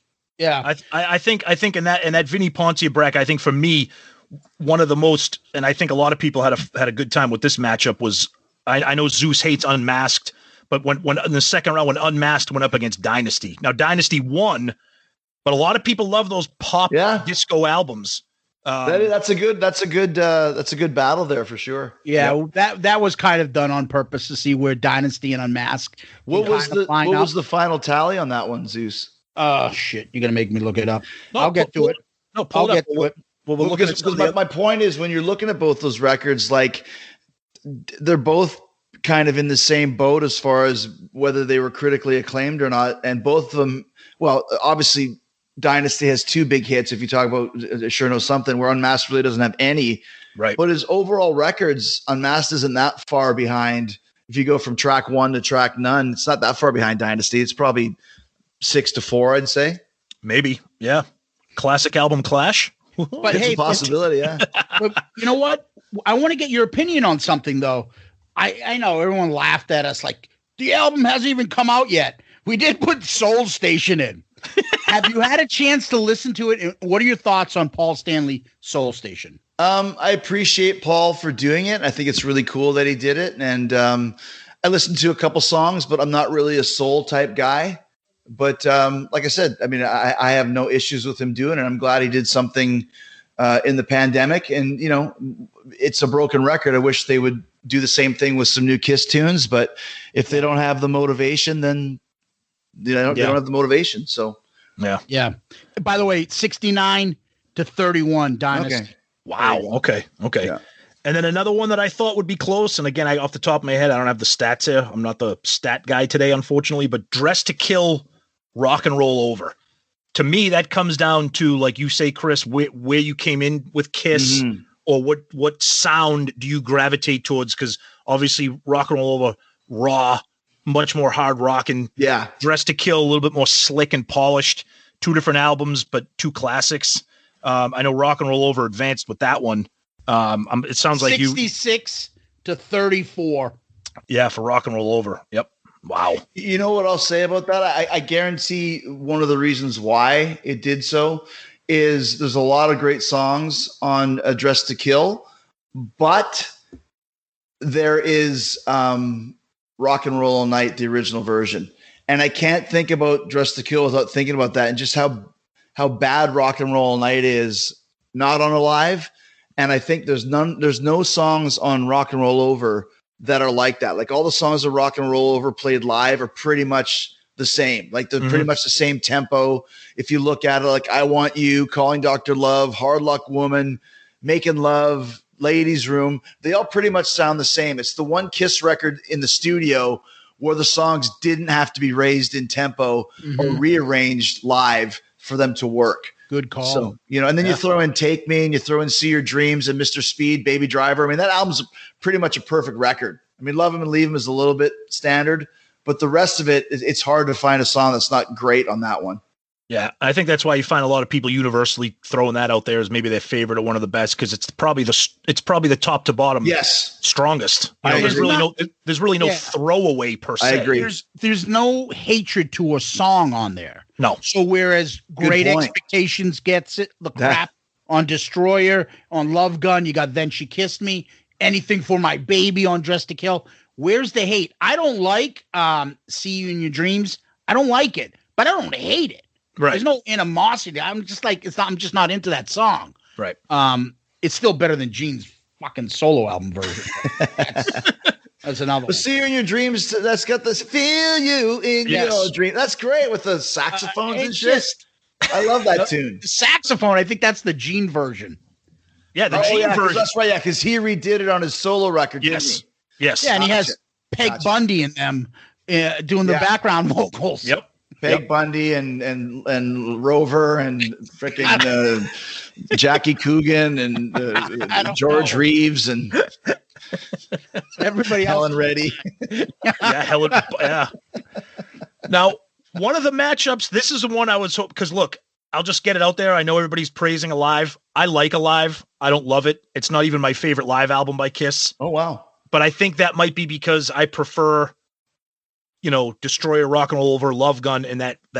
So you like Alive too better than Alive? Yes, I do. Yeah. Gotcha. Yeah. But I love Alive. I respect Alive. I actually thought Rock and Roll Over was the only album that could beat out Alive, which is kind of why we put them in that bracket together to try to make those challenging. But it didn't happen. Remind me to get back to that thought, Tom, what you just said. Okay. And I mean, if Love Gun could beat Alive too, I could totally see Rock and Roll Over beating Alive for sure. Yep. Well, I can tell you this part though. Once I saw Alive beat the bag out of Rock and Roll Over 64-35. Oh God. Yeah. I was like, there's nothing's going to stop Alive. Yeah. If it was closer, then I'd be like, okay. But at 64.7 to 35.3, I was like, there's no way nothing's going to beat Alive. No, it's like that they were making a run like Duke in the 90s. Like they were just destroying everybody in their path. Like they didn't even have, they had no close matchups. And we'll get to that when we get to the Final Four. Every matchup for Alive just absolutely just bludgeoned their opponent, which I get it. It's Alive. It's the iconic definitive Kiss album. We got to do our typical Kiss fan voice. Oh yeah, Alive. That's the greatest. You are an idiot if you don't like Alive. It's the only one. Any other Chris? Any other thought or Zeus? Any other thoughts on Vinny Poncia? What happened there? Let's go to Ezrin. Okay, so Bob Ezrin, top left. Destroyer, number 1 seed. Kiss debut, number 2 seed. Then we threw Paul Stanley's 78 solo, number 3. We almost made that 2. Remember? Yep. And I was like, people will get pissed if we make that 3. Yep. I mean 2. Excuse me. Yep. Chris, where are you on what's going on with this bracket in terms of seeding or? It's interesting because once again, when I'm looking through it and seeing, like I mentioned earlier, Carnival of Souls losing to Alive 4, I think ridiculous. is pretty ridiculous. That was bad. But other than that, kind of looking through, it's pretty standard for the first round. Yeah. I pretty much would have picked all those ones. Just when we get to the second round where I have a lot of issues, once again, Kiss versus Trouble Walking in no way, shape, or form should Kiss beat Trouble Walking, because that's still the crux of their live set. But that album, if you put that album on, it's not the live versions. I find it very boring, very early 70s. It's like listening to the first Anthrax record where it's okay, but there's really nothing there. So when you tell me that Kiss beats Paul Stanley 78, I disagree times 1,000, because I think Paul's record is one of the top 4 Kiss records of all time. I think it even made it to my final 4, if I recall correctly. And that's where I'm like, you're just voting for the Kiss record because it's Kiss and not the Paul Stanley solo. But the two records don't even stand side by side. Paul blows it away. To 70 Kiss. Come on. Over Paul Stanley? Now, mind you, I put ridiculous. it over because we reviewed both these albums. I put Paul Stanley, and that's the one I got shit on the most. When I put Paul Stanley as our I think it was the second after Rock and Roll Over, ahead of the debut, and I got so much shit for it. I should have realized this was going to happen. Yeah, no, and I agree. And like I said, I think there's certain things you were talking about. We mentioned the cults. I think the first Kiss record has the cult of people behind it. Once again, I don't even know if Charlie would take Kiss over Paul Stanley, but that Kiss record is good. But I just think Black Diamond and just how, if you remember, if it was like Uncensored or something where they talk about the band bottoming out and Kiss, Ace and Peter all doped up where they're playing that. That's what I feel listening to this whole album. It's just fucking boring. And Alive is so exciting and energetic. You'll never hear me listening to Kiss probably ever again, because all those great songs that I want to hear are on Alive anyways and bumped up, 30 BPMs each to where they're just much more exciting and energetic. Yeah. See, it's your analysis of these albums is not, if everybody did what you're talking about, then you would have had completely different results. Cause a lot of people, and I get it, it's Kiss. There's probably very few bands that have as passionate a fan base as Kiss. Right. Okay. So people are a lot of times voting on the nostalgia. Oh, first album, that the makeup on that album. It looks different. Look at Peter. Oh, it's the first time I heard Firehouse and Cold Gin. Okay. That's great. And I give you credit for that. And that's your right to vote for who you want to vote for.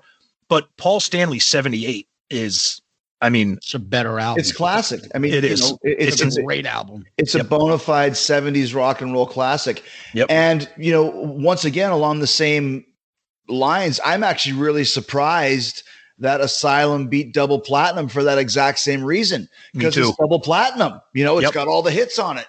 Meanwhile, it's all the hits, and I don't want to say boring, but you guys know what I'm saying. Everybody listening is saying the energy is not there that you find on Alive and Alive 2 with those exact same songs, whereas Asylum has nothing but energy. And whether you like that era of Kiss or not, it's original, it's energetic, it's exactly what was going on in the times, and it's a great written record. So I'm glad to see that Asylum beat Double Platinum as it should have handily. I think that might go ahead. Zeus, because that we have our buddy Sonny Pooney. I don't know if you know him. What a piece of shit he is. Yeah. He has about 500 burner accounts, and he goes out and votes. Hey, and that's how Asylum came out on top. I'm always what's best for business, and I actually invited Sonny Pooney to come on Talk Is Jericho, and you guys, he said he snubbed me. Said he was out of town and didn't want to do the show. Jesus or something Christ. Like that. You said something like that. I can't remember exactly what it was. I demanded he be here at a certain time. He said he had other plans. I'm like, other plans? Break them. It's your daughter's high school, dance. Break it. Here we go. It's Jericho calling you here. It's like freaking Batman calling you on the hotline. You better get over here, Sonny Pooney. Here we go. You've been warned, Pooney. Dude, I take these clips and I have a field day with them. Anytime his name gets and the worst part is, didn't you say his brother was like Jerry Pooney or like Robbie Pooney? Like Danny. Every idiot in his family has a EY at the end. Sonny Pooney, Danny Pooney, Johnny Pooney, Jerry Pooney, Sally Pooney. Jeez Louise, man. You will see Sonny Pooney and Danny Pooney are our cabin mates on the Kiss Cruise. That's right. You're gonna get to meet you're gonna get to meet all of us. So get ready for that. How it started? I only had Danny coming with me, and then we had you on with Bruce, and then Tommy's like, fuck, I think I want to go. I'm like, see? I gotta go. I'm and in. then he jumps in, and then Sonny jumps in. Well, every few years you hear of a cruise where someone just goes missing, and they thought that they got too drunk and fell overboard. Well, if you see me feeding the Pooney brothers shots of straight tequila one night at about 4 a.m., don't ask any questions. Oh, nice. Be perfect. Yeah, just to get back, Asylum 52, double platinum. Wow, barely won. Now, Chris, it's funny because that's the rare matchup where it kind of is the reverse of what I just said. That's the rare matchup where I think people were voting not with nostalgia and voting on the quality of the record, because I love double platinum because I got that. I still have my original 1978 copy and the gatefold. I loved it. But Asylum, and people love Asylum, and I'm one of them. I'm sure you do too. I know Zeus loves it. I'm sure you do too, Chris. So I was happy in a way to see that a non-makeup studio album advanced. Well, and that's exactly what I just said. You know, is it kind of does break the mold of guys and girls just falling into 70s Kiss beats all Kiss and actually paying attention to the records themselves, because Asylum is one of the best 80s Kiss records. You know, in a lot of ways, it is the best. If you're talking just from that kind of Bon Jovi, Desmond Child type era, because Revenge is not that. So, right. But and once again, just to make another mention, now that we're in the right bracket here of Alive 4 beating Carnival of Souls, that goes back to what we're saying on they're just voting for Alive. There's no way. I mean, Carnival of Souls, is it a classic Kiss record? No, but there's 4 or 5 great songs on it that definitely should have beat just a rehash with the Sydney, Australia Symphony involved. Well, we got a lot of comments on that, and I think that I kind of liken that one to, maybe a political election where maybe you're not necessarily voting for the person you want, but you're voting against. Yes, exactly. Yeah, exactly. People hate Carnival of Souls, so I find it hard to believe that many people like Alive 4. I think that was an anti-Carnival poll right there, which is ridiculous in my book. But anyways. No, and once again, like I said, what do you hate about Carnival? Like, if you like heavy metal, there's some great riffs. If you like Unholy, I guarantee you'll like Hate. And if you're listening to this going, I've never heard Hate, I just heard that Carnival Souls was a grunge record. It's not a grunge record. It fits in exactly what was going on at the time, but it's also still Kiss. So go check out Hate and go check out Master and Slave and listen to Rain and Jungle. I guarantee you'll like the tunes. Now, all the tunes aren't good, but those ones are very good. So at least worthy of an original record getting past a rehashed live album with the exact same songs as the last 3, just with a symphony added. And if you like that, that's fine too. But to me, it's Kiss album madness, and Carnival has enough songs to stand on its own. Yeah, we're all fans of Carnival. Here's the thing. We have a bunch of group of podcaster friends. We're on this text exchange. All they do every once in a while, their go-to joke is, grunge. It's better than fucking grunge. And they are a very loud majority of this hard rock 80s type of fan that just fucking hate grunge. And they associate, right or wrong, with Carnival Souls as grunge. So they're like, oh, Kiss is ripping off. That fucking album is good. You find that though. Listen, there's certain fans like we mentioned Iron Maiden earlier. I did an interview the other day where someone said, "What's the most underrated Iron Maiden record?" And I said, "The X Factor." It's the first record with Blaze Bayley. It's very dark. If you're in the mood to listen to Pink Floyd, you might listen to the X Factor. Point is, to me, I like all eras of Iron Maiden as much as I like all eras of Kiss. Obviously, there's ones that I like better than others. I like all eras of the Beatles too. But that's the sign of longevity and diversity. And when I'm a fan of the band, I don't just discount a record because, that's the grunge record, or that's that 80s glam rock sucks. It's still Kiss. It's still Paul and Gene, and their hooks and their style always shines through no matter what, era it is. So to me, I don't see it as a grunge record. I see it as kind of what was going on at the time, and they gave it a shot, and some of it's great and some of it's not. But we said the same thing about Love Gun a few minutes ago and about Hotter Than Hell a few minutes ago as well. So 2 points I want to make though. Are you a fan of Rainbow? Yeah. I'm not a diehard fan. I love all 3 eras. There you go. And that's the problem. Oh, Joey Lynn Turner shit sucks. Oh, the Dio shit sucks. You can't be right in the middle. I like all. It's almost like 3 different bands. It works. Hey, dude, It's the same thing when Van Halen passed away, and they asked me to do a Van Halen show for the Van Halen channel. I put 2 of the Gary Cherone songs on it. You know why? Because it's still Edward Van Halen on guitar. Yep. I don't care if you like it or if you've never heard it. It's the same fucking guy with a new singer. It's still Richie Blackmore, who asked Joe Lynn Turner, "Get me on the radio." If you don't like that era, don't blame Joe Lynn Turner. Blame Richie Blackmore. He's the one who asked for it. Yeah. You know, by the way, to appreciate it. To end 52-48. That's what Carnival lost. Yeah, okay. It's close though. So at least it wasn't a blow-away. That makes me feel a little bit better. No. And then the next matchups, then you got Destroyer Asylum. You knew what was going to happen there. I thought Paul Stanley 78 versus Kiss would be a little close. I figured Kiss would win, and it did. 70-30. Yeah, that's too much. That's crazy. Yeah. It's ridiculous. That's crazy. You know, and once again, I'm looking at my last 4. Paul made it out of that bracket. So it was Paul versus Alive and MTV versus Revenge on the other side.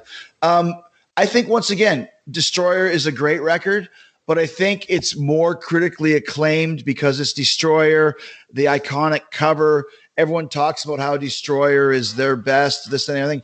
It's not their best. I mean, it's not. Once again, it's got a lot of great songs that are a lot better live. If I hear Shout Out Loud Studio ever again with that terrible wedding bells and piano in there, I'll shoot myself. But it was very, legendary and monumental for the time. But I think those songs played live now, and there's so many of them, are way better live. Detroit Rock City, King of the Nighttime World, God of Thunder, Shout It Out Loud. Beth is pretty shitty too, but it's a good record, but I still think that there's a lot of argument to how Asylum could beat Destroyer for sure. And definitely how Paul Stanley 78 could. Oh yeah. There's no better, and I'm in the Kiss. We actually did an episode on this, 3 songs in a row. I think it's probably the best that I can think of. My favorite, at least for me, best 3 in a row to open an album. 1, 2, Detroit Rock City, King of Nighttime World, and God of Thunder. All of them. And I don't think anybody's going to argue with that. I think when people get into Destroyer being, not a lot of people like the production, like with Do You Love Me? It's got the bells, the calliope shit going on. Then there's some filler in there. Sweet Pain and Flamin' Youth and Great Expectations. Those are bad songs. But Paul really, really, really wants to know if you love him. Exactly. And I'll give him that because I love that song. But I think the problem with Destroyer, unlike Rock and Roll Over, Destroyer is a top heavy album. It's not an even album. And to me, that your best album can't be an uneven album. No, and once again, you're going off just the reputation of Destroyer and the legendary status of Destroyer. But for example, when they took Crazy Nights out of the set on the End of the Road tour and put in Do You Love Me, I was let down. I was like, really? Yeah. Do we really want to hear that again? And it's cool, but I think Do You Love Me, the first 20 seconds is the best part of the song. Oh, but, totally. Once again, if you're going to pick Destroyer to go all the way, I'm not going to, no pun intended, I'm not going to demean it because it is a legendary album in the Kiss pantheon for sure. Mm-hmm. And it's probably more the hardcore fans like us that would argue for Paul Stanley, whereas the most people that are on here would go, don't even fucking talk to me. It's Destroyer. It's great. Let's move on. Agreed. Yeah. So the last thing I want to bring up is Destroyer versus debut. Destroyer 65.3, debut 34.7. Not even close. That's unfair. How much was it? 65.35 to 34.7. Gotcha. Yeah. So not even that close. We did this now on purpose because we thought of it this way. Let's have Destroyer, because we knew that was going to happen, Destroyer to face Alive. Therefore, that you have at least 2 championships that you got them to go, the big beasts to go up against each other. Mm-hmm. We didn't want it to by any chance that they don't match up.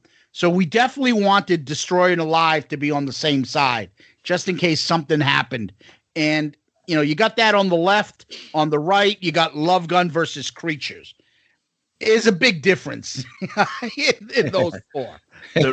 There is. I mean, I was happy with the final 4 because I like Love Gun, Creatures. I thought it was interesting, but Zeus, you said it exactly. We purposely arranged the bracket so that the championship would not be Alive Destroyer because that's way too predictable. So we satisfied every KISS fan where they were allowed to go up against each other, but then have something kind of unique on the right side of the bracket, which we ended up having, which was good. Whether or not people alive too. Yeah, exactly. That's what we thought. It was going to be alive versus alive too. But but I also think it's good too that with all the compilations that we put in here, with all the live albums we put in here, the final four ended up with three studio albums and one live. So I mean, at least that and like I said, that live record is more than just a live record. That is to me, that is to me the ultimate KISS record, the quintessential KISS album. And for me, I had it up against Revenge, which is perfect for me as well, because Revenge is my favorite KISS studio record and Alive is my favorite record overall. So like you guys said, you bracketed it perfectly, even for me, in that Revenge made it all the way to the end. And once again, what I was saying to you before, Tom, with Alive 2, it's another reason why I don't think it was going to be Alive versus Alive 2, because I think there's a lot of people like me that just, not that we were bothered by the fact that there was a studio side, but that to me is not a real live record, because it shows you there's not enough good material to fill it out. I always hated when bands did that. Yeah, that's a good point. It's a good point. Yeah, that's a kind of a thing too. OCD. I don't like 5 songs in there. Yeah, you know what I mean. Like once again, like the KISS. Dude, the packaging for Alive 2 blows it away. There's nothing better. There's a similar one. Opening Alive 2, that gatefold, which once again, kids these days will never experience that. That fucking picture where Paul later said they just lit off there's no point in the show where that happens. They just lit off every fucking bomb and everything. That is the only one that's akin to it is Iron Maiden Live After Death. When you open that one, and Giant Eddie with the flame shooting out of his eyes as Steve Harris is jumping off the riser, like those are live records to me. And the fact that KISS had those 5 studio songs with another cover and Rockin' the USA, which is a very annoying song. 3 out of the 5 are great. Yes. But I'm like, couldn't you have just recorded these live and made them new songs, or added some crowd noise in the back and said, we're going to play a bonus song for you or something like fuck that. They could have easily done that. But so I think that's always been a little bit of a sticking point to me as to why why Alive 2 isn't better than Alive. They're both great records though. I see that, but my flip side argument to that is you get the best of both worlds. You got a great live album, and then they threw in a little bonus. They gave us some original tracks, which I see your point. It's not a full live album, but to me, I look at it as a little special gift that they gave. And once again, I totally agree with it. I think it's a great record. I just think maybe that's why I didn't make it further. I'll tell you what. Yeah. I played drums on Hollywood Game Night with host Jane Lynch. You know that chick? Oh, yeah. So they're like, oh, well, we want you to do something in between the games. Can you go play with the band in between? So I played with the band. We went to break. We came back from break. I was on drums. And at the end of it, when I did the big cymbal crash, I went, Peter Chris on the drums. And she was like, what? I was like, don't worry about it. You must have had about 5 drops of KISS references in the Stone Cold interview. I sat up last night. I watched it.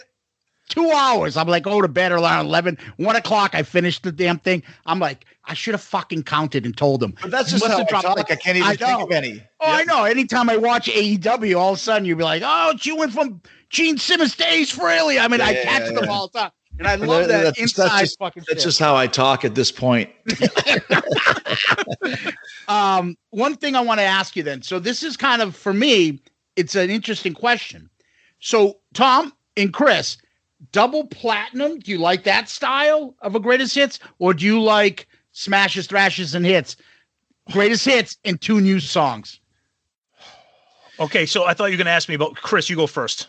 Yeah, it's weird because I usually don't like the new songs because they're usually kind of wasted, but Smashes, Thrashes, and Hits has one of my all-time favorite KISS songs on it in X and Sex. I think it's top 10 for me from that era. And obviously they put some time into it with Desmond writing with Paul and the 2 videos. So I've never listened to that album. It's in its entirety, to be honest with you, other than when I first bought it. But I have listened to those 2 songs, and most specifically X and Sex, probably 5,000 times. So in that case, it worked. Most of the time, it doesn't, because the songs are just throwaways, and you don't really remember them or really hear about them ever again. Yeah. So you prefer a greatest hits album if you could, now Yes. we know you like X and Sex, but if you could, a greatest hits album, just put 2 extra songs. Don't put new material. Well, yeah, because a greatest hits record is your greatest hits, and a new song is not a hit, so it doesn't work. So what did you think? So for me, and I've said this a million times, I love Strutter 78 on double platinum. What do you think about them taking a song and remixing it for now? Smashes, Thrashes, and Hits is fucking horrific. That the remixing and re-recording of that compilation is a total disaster. It's can't so bad. Stand it. It's so bad. But like I thought the audacity, and God bless him, but to have Eric Carr sing Beth, it's like, oh, it's just terrible. It's a terrible idea. Maiden has done that quite a few times, and Halloween has done that. They had Prowler 88. They had, I think, Charlotte the Harlot 88. Halloween had Starlight and Victim of Fate, but they did it with the new singer. So to me, it's like it's the old song upgraded with the new singer, which is cool. Strutter 78, I'm not even really sure what the difference to it is. Listen to them back to back. Strutter 78 has a little disco shuffle to it. I remember, but it's really like, whatever. So, Well, I'll tell you one thing that's interesting. I like it. It's what like Bon Jovi did on Crossroads. Well, they still put "Living on a Prayer" there, but then they did a new updated version said "Living on a Prayer" 97. So you still get it, because I would be pissed if I bought a Bon Jovi album and it's hits and "Living on a Prayer" is not the version everyone knows. There's a guy in Canada. His name is Kim Mitchell, and he's a Canadian. Like, he's like the George Thorogood of Canada. Like, he's got 20 hit songs. Every freaking, May long weekend, if there's some huge bash, at the lake, Kim Mitchell's headlining, whatever. And he had a greatest hits where his 2 biggest songs are Patio Lanterns and Lager and Ale. And he re-recorded them into different ranges. I'm like, this is the worst piece of shit I've ever heard in my life. And this is pre-iTunes. So you buy it to have the greatest hits. Like, my 2 favorite hits are fucking changed. Why would you do that? I hate this greatest hits album. They smashed it on the floor. And I don't know what version of the album it is, but Whitesnake did that. They re-recorded "Here I Go Again" with additional keyboards, which is like terrible. 5 versions of this. Def Leppard did it with "Bring It On the Heartbreak," where they added like some kind of enhancements, and it's just terrible. It's your greatest hits. Don't Fast Times at Ridgemont High, Forest Whitaker. Don't fuck with it. Exactly. They're your hits. That's why they're hits. Just give me greatest hits. Yep. All right, let's get us back on track. So we're at the final 4. You got Destroyer versus Alive, Love Gun versus Creatures, and obviously it becomes Alive versus Love Gun. Now, Alive beat Destroyer 56.3 to get to the finals. Love Gun beat Creatures 62.2. That was shocking to me. 37.8. Beat it bad. That was shocking to me because I thought the Creatures cult would be stronger, but it's original makeup versus. No, you're right. Yeah, you're right. You're right. So now you get to the final, Alive versus Love Gun. Obviously, Alive wins. 62.6 to 37.4. Which my point is, Destroyer would have put up a better fight, and it did. No doubt. Just Destroyer. You saying Destroyer put up a better fight against Alive, or yes? Okay. Yeah.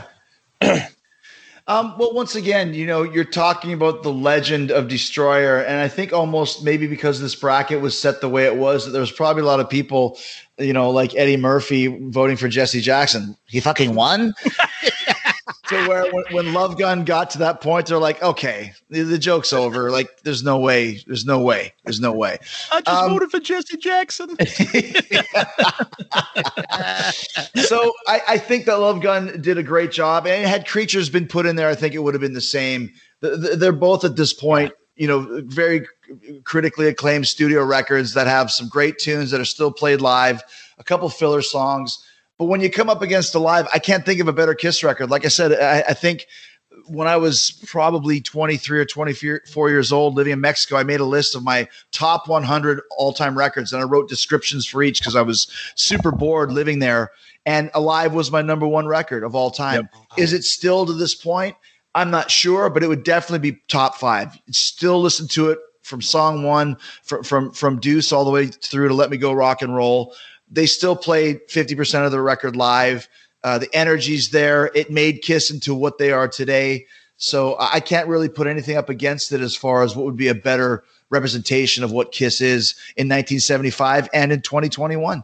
Did you ever have a time where KISS fell out for you? No, it really didn't, because I was always really influenced by Paul Stanley. So Paul was always good, right? If I was a big Gene fan, like I know Frank from Fozzy loved KISS all around the board, but Gene was his favorite. When Gene kind of turned into Mod, as we make jokes and all that sort of stuff, he couldn't take it. Whereas Paul was Paul. He never changed. He was always great.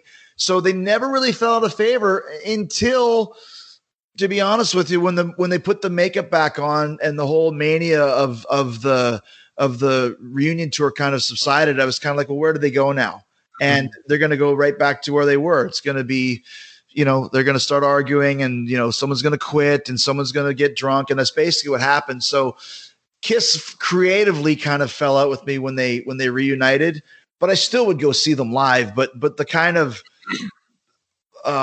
this is my favorite band now kind of ended then. They're probably still my overall favorite band besides the Beatles, because I do nothing but talk about them and listen to KISS. Yep. But I know that KISS from 2000 to 2020 is not the same KISS that I got into from 82 to 98, for example. But fans keep KISS going. It's like us to bring to the kids. So I'll tell you a quick story. As you know, I just picked up my daughter. Right. I'm running back here, and in my car, I've got Deep Purple's first album on. I don't know if you know it, but on there is a cover version of Help of the Beatles. Right. And I'm driving here, and my daughter goes, "This isn't the Beatles." Oh. What the hell did she pick that up? I don't play the Beatles, but my 12-year-old knows it. Mm-hmm. Right. That's the difference. Like, we talk about it. Like, the Beatles still is, and I bet she picked it up because she does music, saxophone and stuff. In music class, they still talk about the Beatles and stuff. They don't talk about, and then Peter Criss was replaced by Eric Carr. They don't, but here's what I'll tell you, and I think I've told you this story before. When I took my son and his friend to see KISS, I think it was 2014. So it was one of the tours. I don't even remember which one it was, and they put us kind of in a really cool area, kind of where Paul flies to that platform in Love Gun. So we were right there. They had the kids put the confetti into the fans for Rock and Roll Night. Nice. And they loved it. And they were saying, man, the Spaceman is the best guitar player. I love the Spaceman. There was no Tommy Thayer, Ace Frehley, Bruce Kulick arguing, Vinnie Vincent, Mark St. John. It was just that we love the Spaceman because he's cool. He shot flames off of his guitar. Now, some people might go, well, it's not the real Spaceman. That's bullshit. But for my kids at the time, who were, 12, 13 years old, that was their Spaceman. And that's why KISS is eternal, much like Metallica or the Stones or all these Beatles, because they relate to every fan base, and people don't really care the specifics about it. They just know that the band is cool. Demon, Starchild, Catman, and Spaceman are 4 distinct personalities, which no other band in history has ever had, with the exception of the Beatles. And that's something that can go on forever. And that's why when they say that, they can replace themselves and have a Vegas residency, I have no doubt in my mind that they will do that, because they can. Because as long as the guys can sing and play, you put the makeup on, it fits. Yeah. No, you nailed it. You nailed it. Now, before we let you go, because we know time's getting tight here, obviously we always appreciate your input on everything here. So just conversationally speaking, not saying that we're going to make a commitment to anything, but give us an idea, if you have one, for a 2022 tournament. Well, it's hard because you need 64. You could do 32. You so could make we it were like thinking this one. You could do you could do an NIT tournament. I have 2 ideas that are kind of in the same vein. What idea did you have, Zeus? Well, we were going to say the deep cuts. Take whatever one in the top 8 of each, or the top 12, whatever the numbers were. Get them out of both the polls, because we did the makeup and then we did the non-makeup. Right. Yep. And so if you take out the top ones out, let's let the rest of them battle out. That's a good idea. Take out any. You could do like any song that they made a video of, or any song that they play live is disqualified. Any single. The other one that I had, you could probably do 64 for both, is best Paul Stanley song and best Gene Simmons song. Ooh. Yeah, Yeah. The only thing is with that is, are you saying to put them in each side, like Paul on the left, Gene on the right? Either or. You could do 64 Paul. I mean, if Paul sings it, and if it's a Gene and Paul compilation, but Paul sings it, it counts as a Paul song, shall we say? Well, Interesting. we could do all four of them. We could do all in the four brackets. Well, four brackets. Well, I we mean, could do solo songs from Peter, Chris, and Ace, and then just put them in. You could have just said, "Great idea, Chris. That's awesome. We'll think about it." You always gotta take my good idea.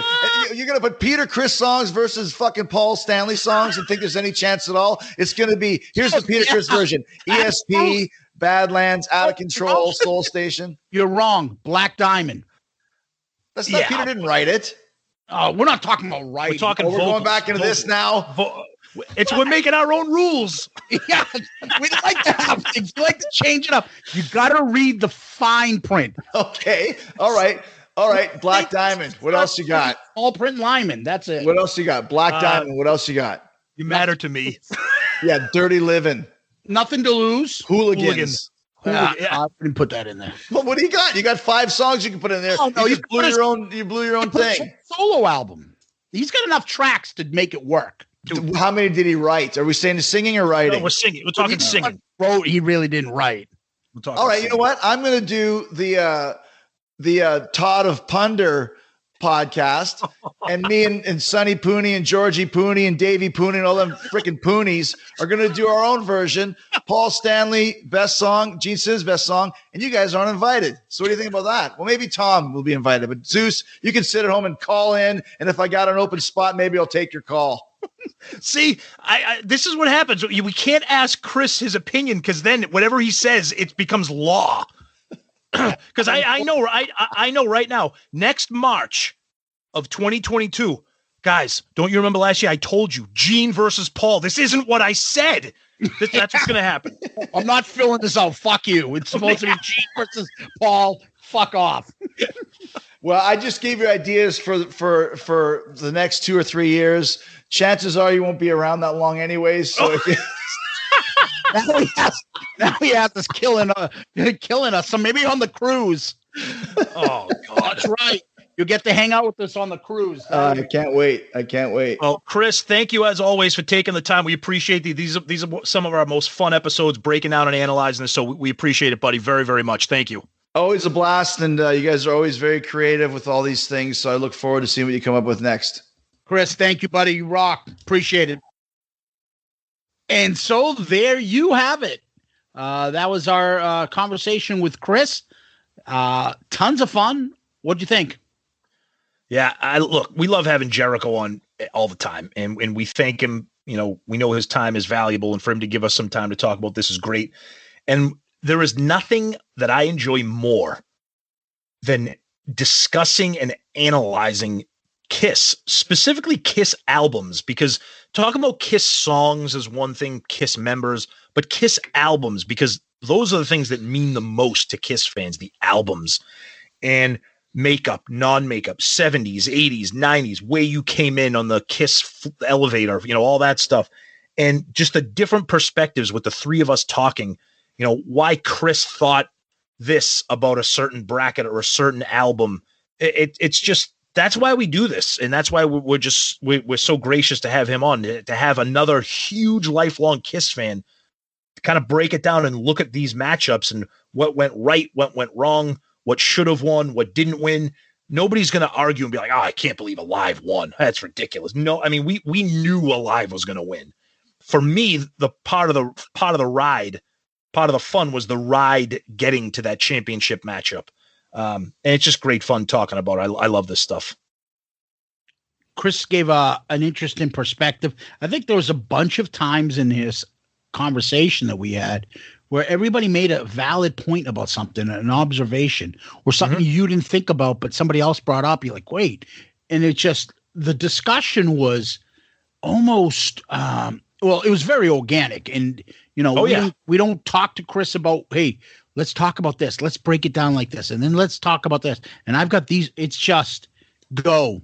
We're on and we go. And it's nice to hear his perspective and your perspective, Tom, and everyone's got a different look on certain albums and certain reasons why things won out over another album.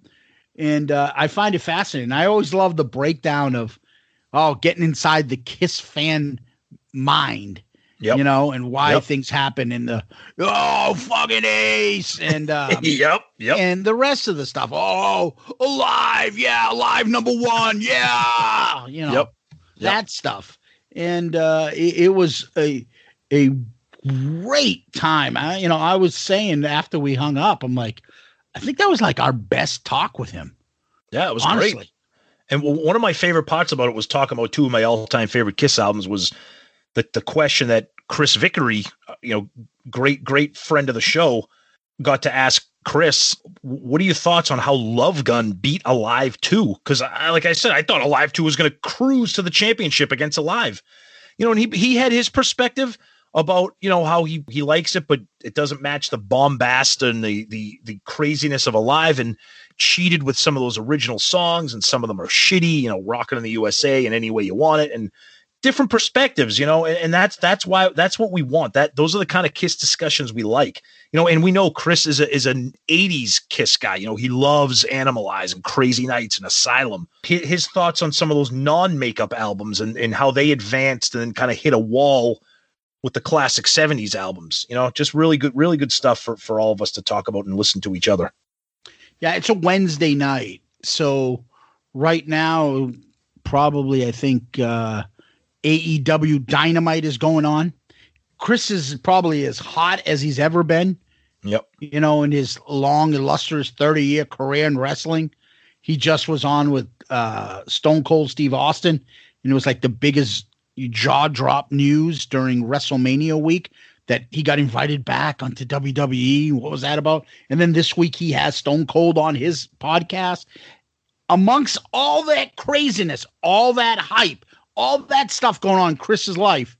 Hold on. I got to get on Shout It Out Loudcast and talk about the KISS Album Madness Tournament. Yep. It's great. That's a KISS fan. Yep.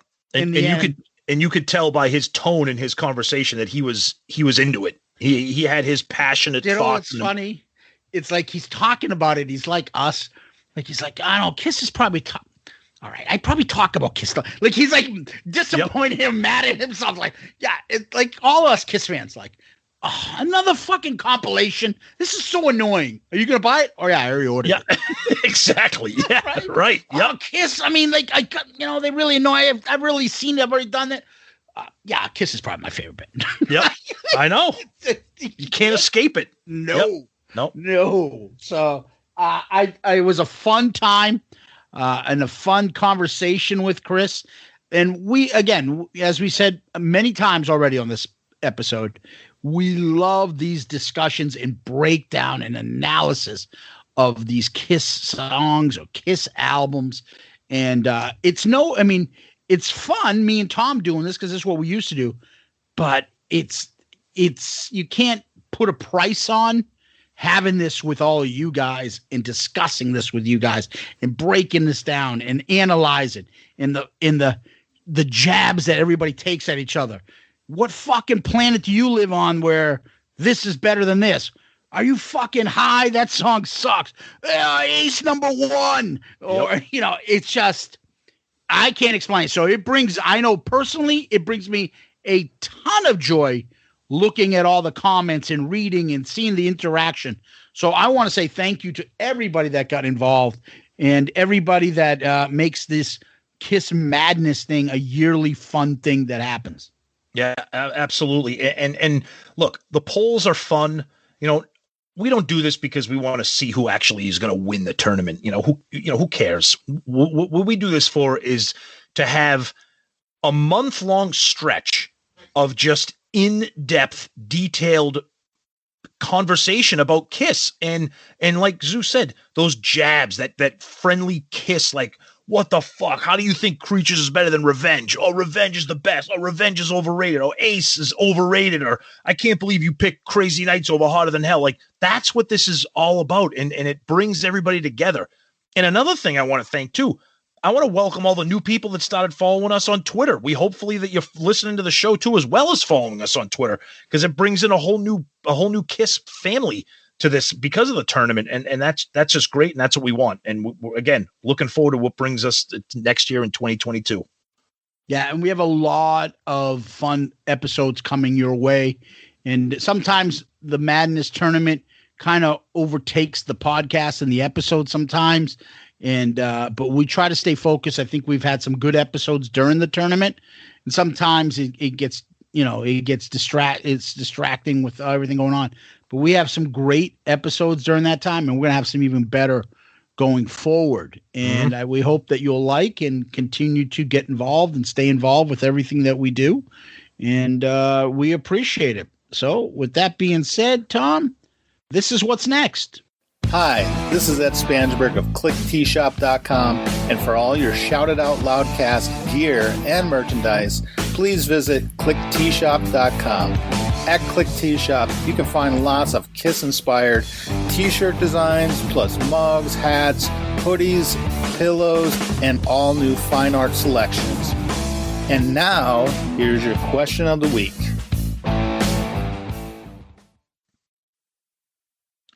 So the question of the week, cue up the theme music.